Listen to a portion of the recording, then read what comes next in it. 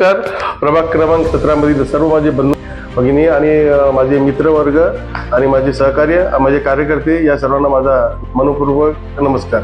नमस्कार, मी Vaidehi. मावलस sapphire media तर्फे आपल्या सर्वांचे स्वागत.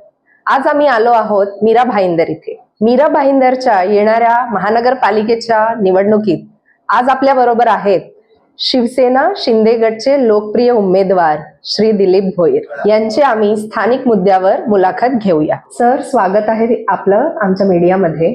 माझा पहिला प्रश्न असा की येणाऱ्या निवडणुकीत आपल्या उमेदवारीसाठी प्रमुख मुद्दे काय असतील? प्रथमतः सर्वांना नमस्कार. प्रभाग क्रमांक 17 मधील सर्व नागरिकांना माझा नमस्कार. मुद्दा असा आहे की अगोदरपासूनच आम्ही व्यवसायाबरोबर राजकारणात आहोत. अगोदर वडील होते नगरसेवक, सरपंच होते. त्याच्यानंतर लेडीज वॉर्ड डिक्लेअर झाला, त्याच्यानंतर आई निवडून आल्या. आता लोकांची कामं करतो, लोकांचं प्रेम आहे, त्याच्यामुळे आम्हाला लोकांची पसंतीच आम्ही आहोत. आणि लोकांनी भरपूर प्रेम दिलं, कारण आम्ही लोकांच्या संपर्कात असतो, त्यांच्या सुखदुःखात असतो, त्याच्यामुळे लोक आम्हाला निवडून देतात.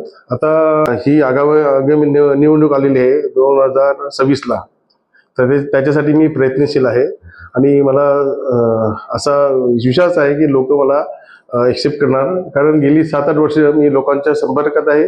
लोकांच्या सुखदुःखात मी जातो, त्यांच्या काही समस्या असतील ती सोडवण्याचा प्रामाणिकपणे प्रयत्न करतो. लाईक पाण्याचा असू द्या किंवा गटर असू द्या किंवा रस्त्याचं काय काम असू द्या, हे मी सोडण्याचा प्रयत्न करतो. आम्ही खरं तर कोविड दरम्यान तुमच्या कारकिर्दीची आणि तुमच्या सेवानुभवाची फारच जास्त स्तुती ऐकलेली आहे, तर त्या अनुभवाबद्दल तुम्ही काय सांगाल? कोविडचं बोललं तर ते एकदम हॉरिबलच टाइम होऊन गेलेला, कारण त्यावेळेस प्रत्येक देशच पूर्ण घाबरून गेलेला. परंतु आम्ही आमदार प्रताप सरनाईक साहेबांच्या माध्यमातून लोकांच्या सेवेसाठी तत्पर राहिलो, कारण सरनाईक साहेबांनी आम्हाला सर्वांना सांगितलेलंच, कारण ह्यावेळेस आपल्याला सर्वांची लोकांची सेवा करायची आहे. त्याच्यामुळे त्यांची जी हे होती स्ट्रॅटेजी सरनाईक साहेबांची, तीच स्ट्रॅटेजी मी प्रभाग क्रमांक 17 मध्ये राबवलेली आहे. म्हणजे साहेबांनी भाजी वाटप केली, तसंच रक्तदान शिबिर केलं, तर त्याचप्रमाणे मी प्रभाग क्रमांक 17 मध्ये घरोघरी सॅनिटाईज केलेलं आहे. लोकांना खिचडीचं वाटप केलं आहे, फ्रीमध्ये खिचडीचं वाटप केलं आहे. परत लोकांसाठी मी रक्तदान शिबिर पण आयोजित केलेलं होतं. ज्यांना काही गरज असेल, म्हणजे आर्थिक किंवा भाजी वगैरे, तीही मी लोकांपर्यंत पोहोचलेली आहे. त्याच्यावर लोक माझ्यावर खुश आहेत. कोविडच्या काळात मी त्यांना भरपूर मदत केली आहे. प्रामुख्याने मी आमचे डेप्युटी सीएम एकनाथ शिंदे साहेब आणि आमचे लोकलाडे आमदार प्रताप सरनाईक साहेब यांचे खरंच मनापासून धन्यवाद मानतो, की ते असे व्यक्ती आहेत की करोना काळात त्यांनी स्वतःचा संसार धोक्यात टाकून लोकांसाठी प्रयत्नशील राहिले. आणि त्यांच्यासाठीच मी करोना काळात मी म्हणा, माझं कुटुंब, आम्ही सर्व भोईर लोकांसाठी कार्य करत राहिलेलो आहे. तुम्ही खरंच स्वतःच्या निस्वार्थपणा कोविडमध्ये दर्शवला.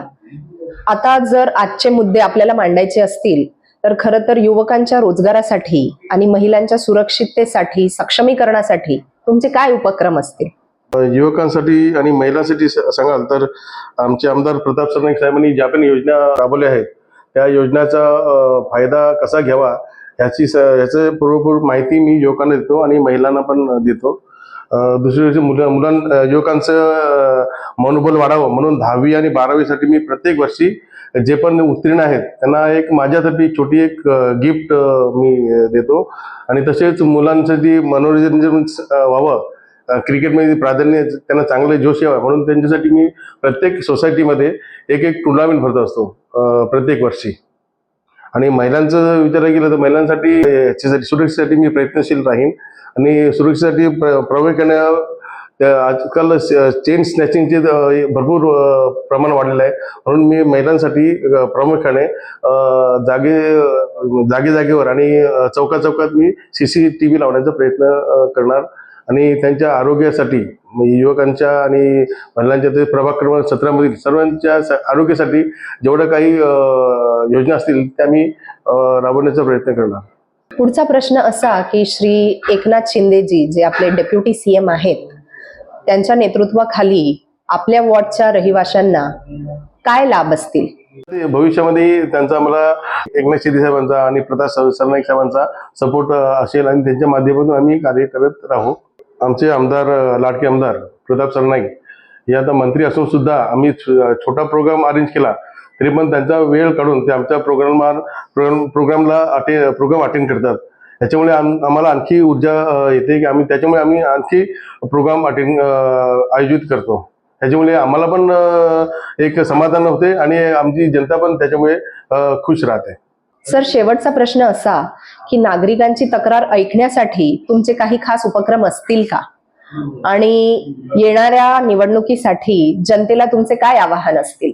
गेली 7-8 वर्ष मी नगरसेवक नसूनही प्रभाग क्रमांक 17 मध्ये भरपूर कामं केली आहेत. लाईक रस्ते केलेले आहेत स्वखर्चाने, मैदान केलेले आहेत, परत लोकांसाठी मी सुखदुःखात गेलेलो आहे आणि बेंच वगैरे सगळं दिलेलं प्रोव्हाइड केलेलं आहे. जे अपोजिशन लोक आहेत ते आता नगरपालिकेच्या इलेक्शनला तर लगेच काय गटर साफ करतात पालिकेच्या थ्रूने आणि लगेच सोशल मीडियावर ते फोटो टाकतात. पण मी तसं काही केलेलं आहे. मी स्वखर्चाने लोकांच्या फोनवर लगेच मी अवेलेबल असतो आणि पुढेही राहणार. त्याच्यामुळे एक चांगलं पद असणं गरजेचं आहे. म्हणून मी यावेळेस नगरसेवकाची निवडणूक लढत आहे आणि लोक मला त्याच्यात भरपूर साथ देतील त्याचा मला विश्वास आहे. माझी जनतेला एक नम्र विनंती आहे की येत्या 15 जानेवारीला निवडणूक आहे, तर सर्वांनी दुसरी कामं बाजूला ठेवून मतदानाचा हक्क आहे तो बजावा अशी माझी सर्वांना कळकळीची विनंती आहे.